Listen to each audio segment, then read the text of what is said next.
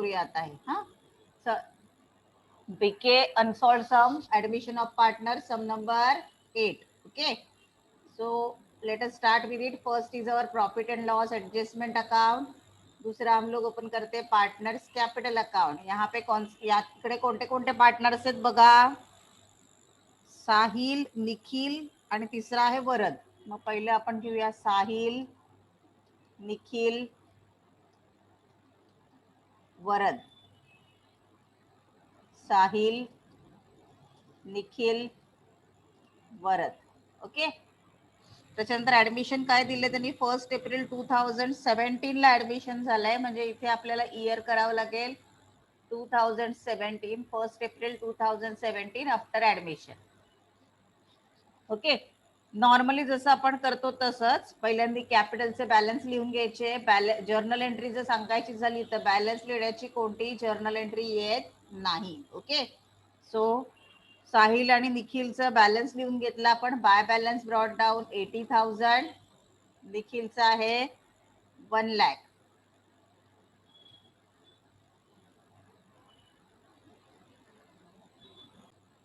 Okay, कॅपिटलचा balance आपण लिहून घेतला. त्याच्यानंतर आपण ऍडजस्टमेंट करून घेऊया. Varad was to pay ₹1 lakh for his share of capital. आता इथे कॅश आणले की नाही, मग आपण ऍज युजल इकडे कॅश अकाउंट ओपन करून ठेवूया. That will be better for us, है ना. आपण कॅश अकाउंट ओपन करून ठेवूयात. मग कॅश अकाउंट ओपन केलं तर त्याचा बॅलन्स पण लिहून ठेवूयात की नाही आपण. To balance brought down. कॅशचा बॅलन्स किती आहे 20,000. ओके, आता नेक्स्ट काय दिलंय त्यांनी. Varad to pay ₹1 lakh for his share of goodwill. Cash आली की नाही, कोणाकडनं आली, वरदकडनं. As his share of capital. So to Varad capital, Varad capital account. किती कॅपिटल आणलं वरदनी. येस 1 लाख. मग इथे घ्या 1 लाख. ओके, इथे केलं डेबिट. कॅपिटलला करायचं क्रेडिट बाय कॅश अकाउंट. वरदनी किती कॅपिटल आणलं 1 लाख. Okay, what next. He was also to pay 40,000 as his share of goodwill. मग आता आपण गुडविल अकाउंट पण काढून घेऊया इकडे. जसं दिलंय आता गुडविलची ऍडजस्टमेंट वेगळी करत बसायची गरज नाही. तुम्हाला यायला लागलं गुडविल. आता त्यांनी अजून 40,000 आणले. कॅश आली, काय म्हणून आली, गुडविल म्हणून. म्हणून इथे लिहिणार टू गुडविल अकाउंट. ज्यांना अजूनही गुडविल कठीण जातं त्यांनी गुडविल सेपरेट ठेवा. पण आय डोंट थिंक की आता तुम्ही एवढे सम केल्यावर यायला लागले आपल्याला. कॅश आणली ॲज अ गुडविल म्हणून. म्हणून कॅश आली, काय म्हणून आली, गुडविल म्हणून. मग कॅशच्या डेबिटला केलं तर गुडविलच्या काय येणार, क्रेडिटला बाय कॅश अकाउंट. ओके, किती येणार 40,000. Okay, what next. The new profit sharing ratio is 3:2:3. New ratio दिलेला आहे आपल्याला. ओके, इथे पण खाली लिहून घेऊया जो दिलाय तो. New ratio 3:2:3. ओल्ड रेशो आपल्याला काय दिलाय तो पण लिहून ठेवूया इकडे. Old ratio 3:2. ओके, ते दोन्ही दिलेले आहे आपल्याला. आता ओल्ड रेशो दिलाय, न्यू रेशो दिलाय.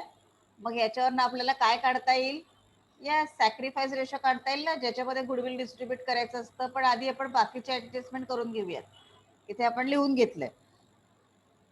The new profits. Old partner decided to revalue asset as follows. आता पहिले ऍसेटचं रिव्हॅल्युएशन बघूया. बिल्डिंग किती करायची 1 लाख. आधी बिल्डिंग किती होती 72,000. ओके, हे सोप्या ऍडजस्टमेंट करून घ्या आधी. ओरिजिनली बिल्डिंग होती 72,000. आता त्याला करायचंय 1 लाख. कितीनी वाढली बिल्डिंग, वाढली का कमी झाली, कितीनी वाढली, वाढली ना 28,000. आणि म्हणून ह्याला काय म्हणायचं, ऍप्रिसिएशन. आता बिल्डिंग ऍप्रिसिएट झाली म्हणजे कुठल्या बाजूला येणार, ऍसेट ऍप्रिसिएट झाली म्हणजे, ऍसेट ऍप्रिसिएट झाली म्हणजे कोणत्या बाजूला येणार, यस क्रेडिटला बाय. लिहायचं राहिलं तर मी वेळ देणार नंतर, लक्ष द्या आधी. By building account. किती आहे, कितीनी ऍप्रिसिएट झाली 28,000. Okay, next one is furniture 48,000. आता ओरिजिनली फर्निचर किती होतं ते बघूया आपण. फर्निचर होतं 60,000. आता आपल्याला किती करायचं आहे त्याचं? येस 48 करायचं आहे ना. मग व्हॅल्यू वाढली का कमी झाली? व्हॅल्यू वाढली का कमी झाली? येस कमी झाली. कमी झाली म्हणजे depreciation.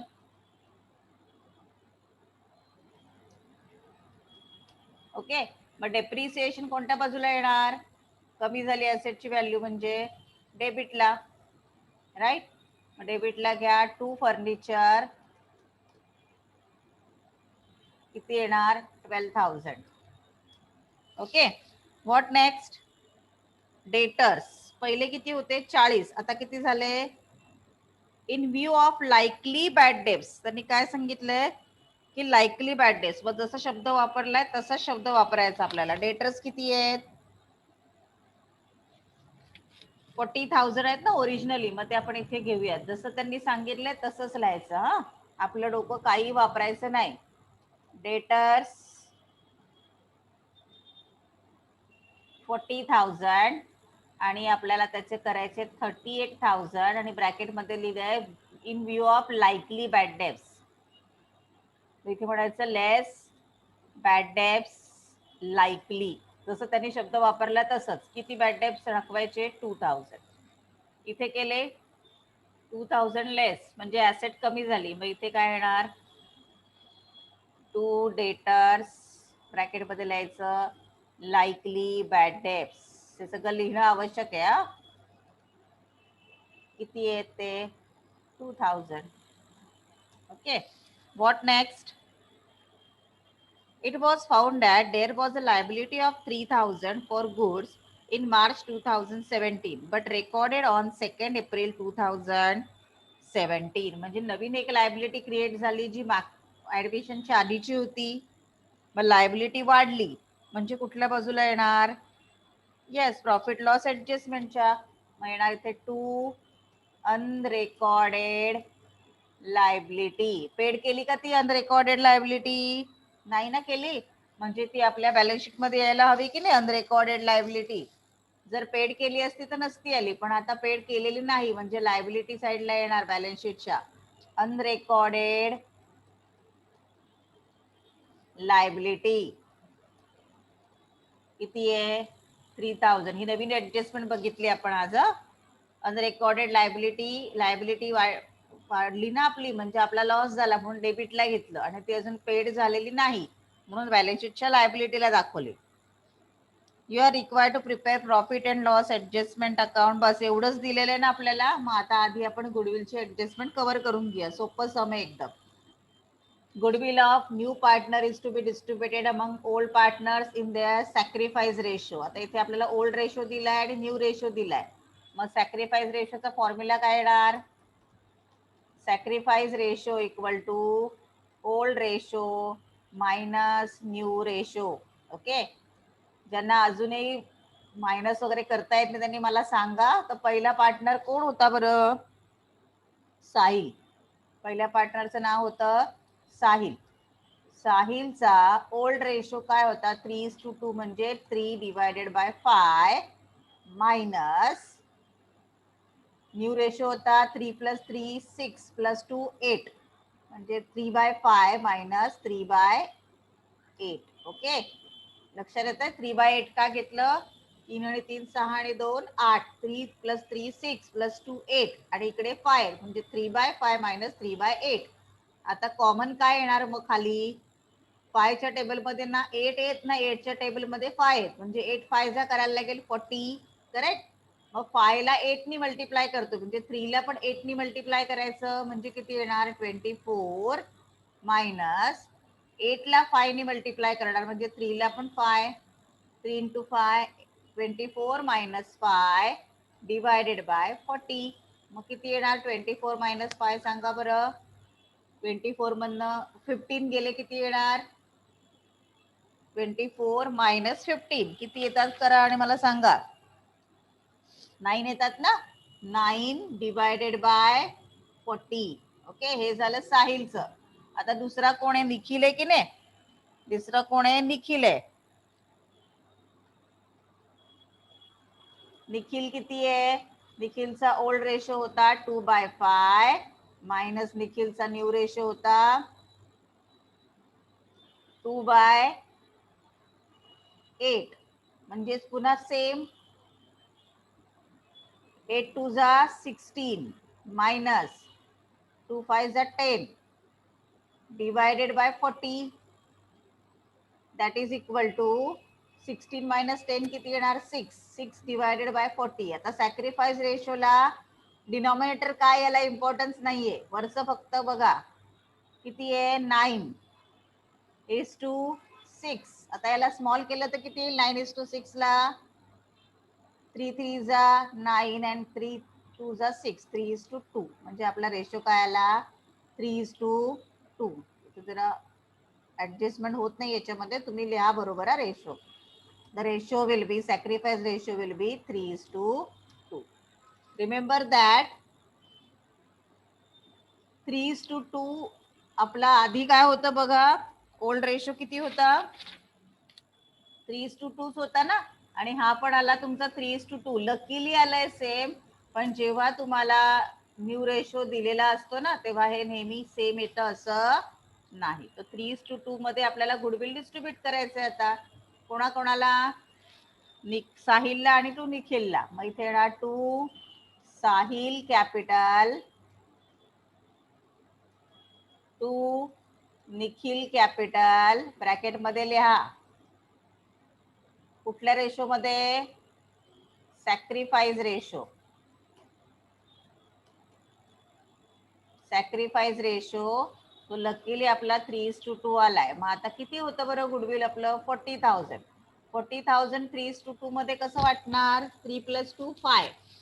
40,000 divided by 5. Yes, 40,000 divided by 5 8,000 येणार ना. म्हणजे किती येणार? 8 3 जा 24 आणि 8 2 जा 16. बरोबर आहे का? गुडविल करायचं ना. किती आहे बघा गुडविल? बरोबर, 40,000 गुडविल आहे, म्हणजे 24,000 and 16,000. इथे केलं डेबिट. करेक्ट. कॅपिटलला करायचं credit bye goodwill account 24,000 and 16,000. Okay. आता आपण सगळे ऍडजस्टमेंट झाल्या आहेत आपल्या. आपण आता आधी एक एक अकाउंट क्लोज करून घेऊ. इकडचं गुडविल अकाउंट ऑटोमॅटिकली क्लोज झालंय 40,000 ला. ओके. आता प्रॉफिट ऑफ कॅपिटल ऍडजस्ट करायला सांगितलंय का बघा? काही नथिंग, काहीच नाही सांगितलंय कॅपिटल ऍडजस्ट करायला. तो खूप सिंपल सम आहे आपल्याला आता करायचं आहे. बघा आता एक एक अकाउंट क्लोज करूया. प्रॉफिट लॉस ऍडजस्टमेंट अकाउंट मध्ये कोणती साईड मोठी दिसते? बाय ऑब्झर्वेशनच कळतंय तुम्हाला कोणती साईड मोठी आहे. Credit side. क्रेडिट साईडची टोटल, आता मी कलर बिलर काही चेंज करणार नाही, खूप दिवस झाले आपण करतोय ऍडमिशन. 28,000 मधनं हे किती झाले बघा? 12,000 + 2 14. 14 + 3 17. 28,000 मधनं 17,000 मायनस झाले तर किती उरणार? यस, 11,000. आणि हे 11,000 त्यांना कुठल्या रेशो मध्ये वाटायचं? ओल्ड रेशो मध्ये 3:2. इथे येणार 2 कॅपिटल अकाउंट. कोण आहे? साहिल, निखिल, ब्रॅकेट मध्ये लिहा profit on revaluation distributed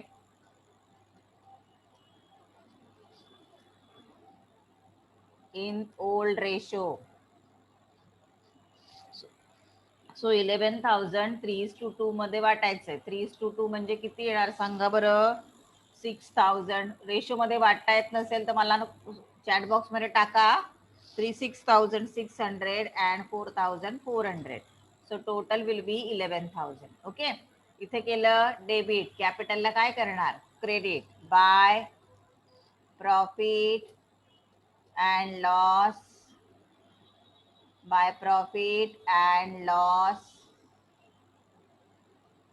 adjustment account, ब्रॅकेटमध्ये लिहिलं तरी चालेल. प्रॉफिट ऑन रिव्हॅल्युएशन, जागा असेल तर लिहा, नसेल जागा तर नका लिहू.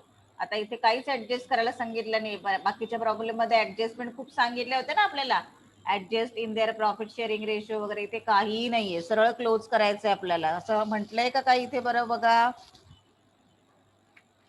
काहीच नाही. मग जनरली क्लोज जसं करतो तसं करणार आपण इथे. टू बॅलन्स ब्रॉड डाऊन असे सम आले तर तुम्हाला जर्नल एंट्रीज पण सांगू शकतात. आता बघा, क्रेडिट साईडची टोटल करून घेऊयात. 80,000 प्लस 24,000 प्लस 6,600, त्याची टोटल येणार 1,10,600. माझ्याकडे इथे कॅल्क्युलेटर आहे म्हणून मी फास्ट करते, तुमचं एवढं फास्ट होणार नाही. 1,10,600. इथे काहीच नाही म्हणजे बॅलन्स पण आला 1,10,600. ओके. आता नंबर 2 निखिल.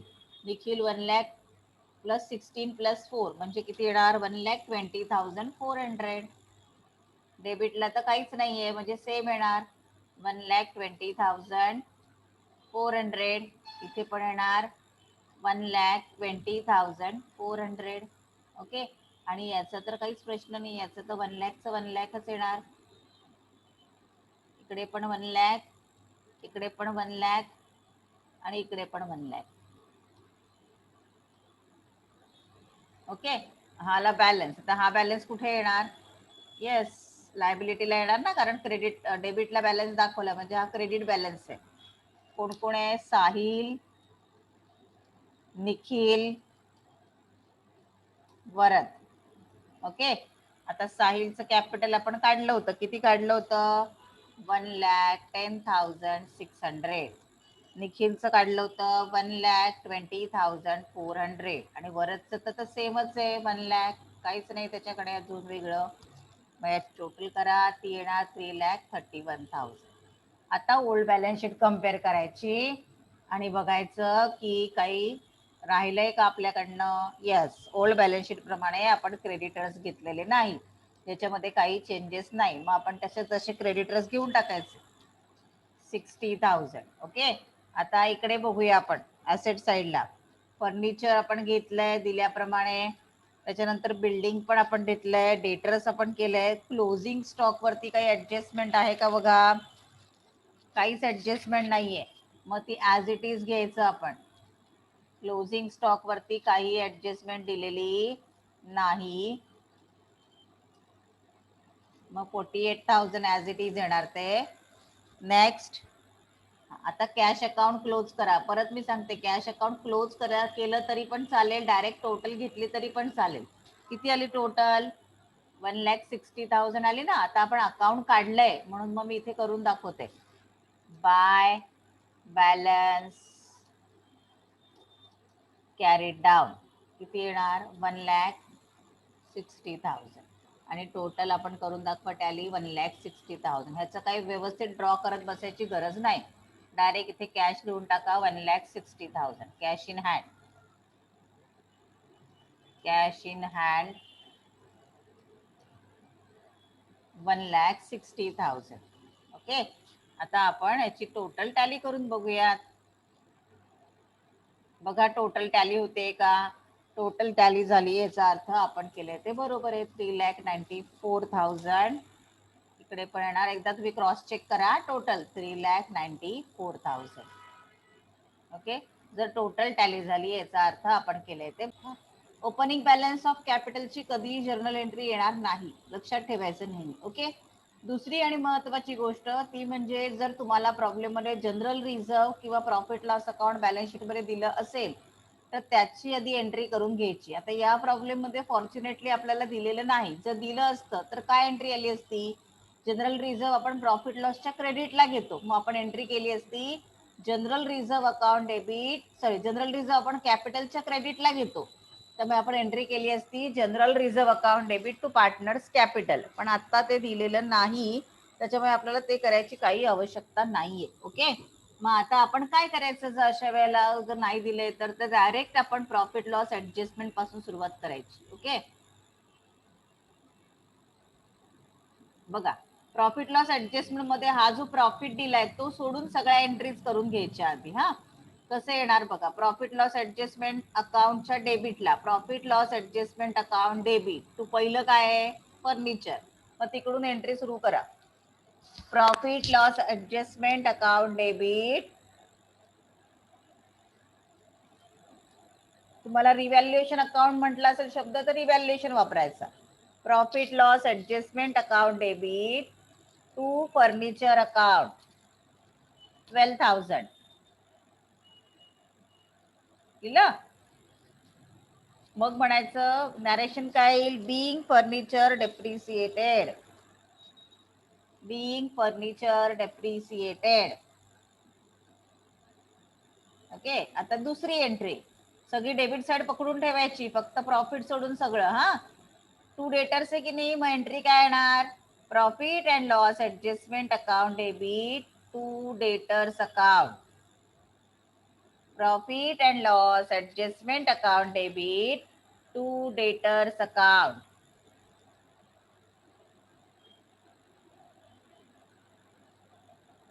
जर तुम्हाला प्रॉब्लेम मध्ये एंट्रीज सांगितल्या असतील तर एवढं डिटेल मध्ये काढायचं नाही, सगळे शॉर्ट फॉर्म्स वापरायचे. हा, आता याचं नॅरेशन काय येणार, बिंग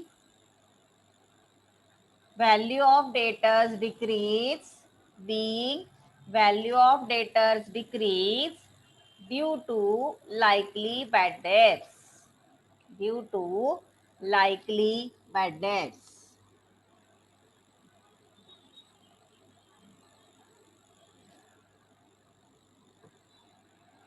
आलं. आता झालंय का इथपर्यंत, पुढे जाऊ ना.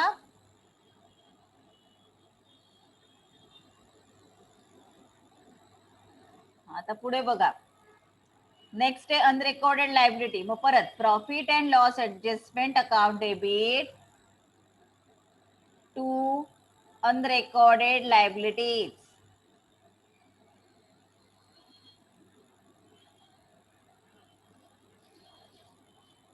being entry for unrecorded liability,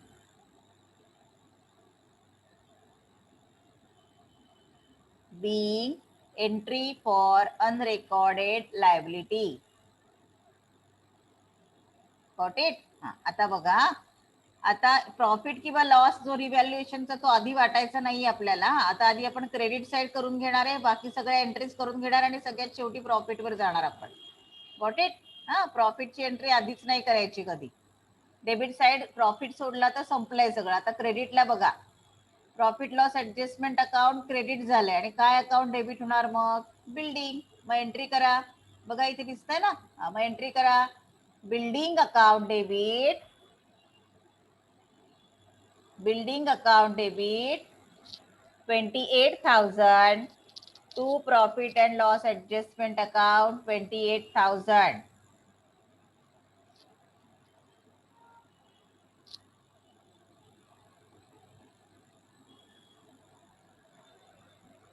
Being building appreciated, being building appreciated.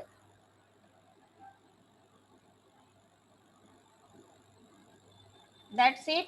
आता फक्त प्रॉफिट राहिला इथला, बरोबर. हे दोन ते आता नाही करायचं आपण, ते आपोआप इकडे कॅपिटल करणार तेव्हा येणार आपलं. हा, आता बॅलन्स शीटला अजिबात हात लावायचा नाही जर्नल एंट्रीज करताना. आता आपण इकडे येऊयात बघा. ओके, इथे काय बघा,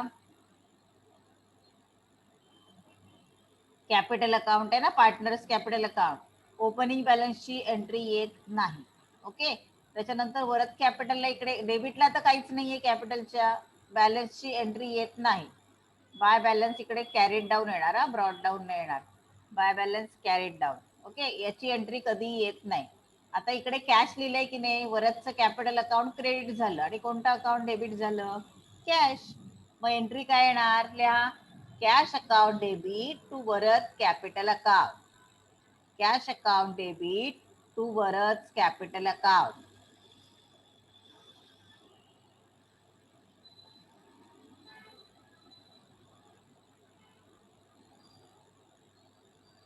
ओके.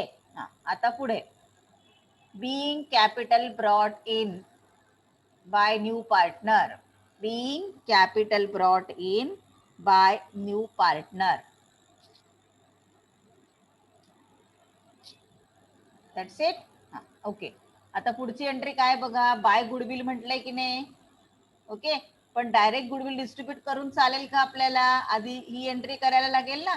थोडा सिक्वेन्स वरती पण लक्ष द्यायचं एंट्रीज करताना ना. चुकला तरी चालतो. Cash account debit to goodwill केल्याशिवाय गुडविल डिस्ट्रीब्यूट करून चालेल का आपल्याला, नाही. मग ती एंट्री करा आधी.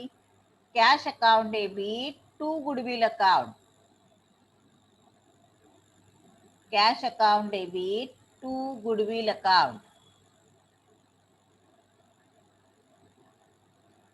40,000. Being goodwill brought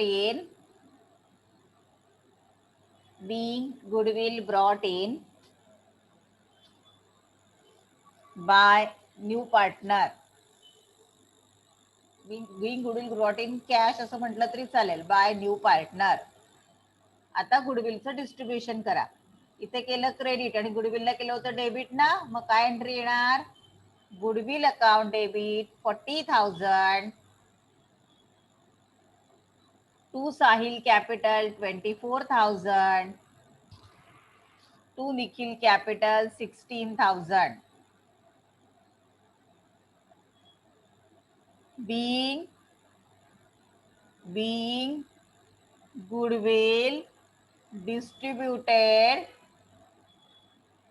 in sacrifice ratio, हे मेन्शन करायचं जर्नल एंट्रीच्या नॅरेशन मध्ये. Being goodwill distributed in sacrifice ratio.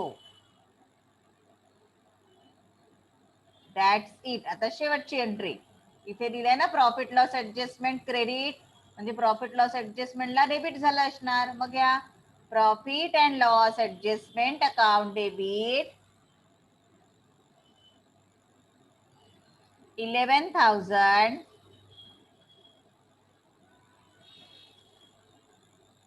to Sahil Capital 6,600 to Nikhil's Capital 4,400.